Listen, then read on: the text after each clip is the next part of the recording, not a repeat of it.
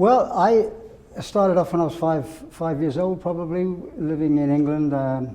Little black and white television set in the corner of the living room sparked into life, and Walt Disney's King of the Wild Frontier was on, and Fess Parker.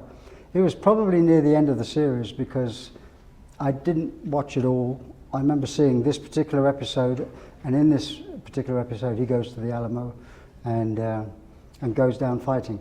And at that point something went off inside me, and I really fell in love with the story.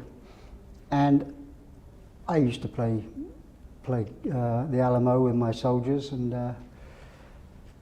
then when John Wayne's film came out, I became a huge, believer in that. I mean, I know the way it was treated was very romanticized, but it was a wonderful spectacle. And I really, that was 1960, so I was 9, and I've never stopped being interested in it. And as time has gone on, I've started collecting, I collected lots of Travis letters, but I mean, I've never seen up close. I may have seen in the distant past, in the distant 80s, in Dallas, the Travis letter, but never as up close as this. I mean, it's just wonderful to see something you've heard so much about. And I've read pretty much every Alamo book there is, where it's obviously quoted, and to see it up close and personal is wonderful. Why is it important to protect documents like this?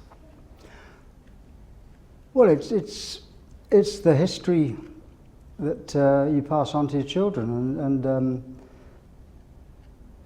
I mean, it's something that in today's day and age, especially,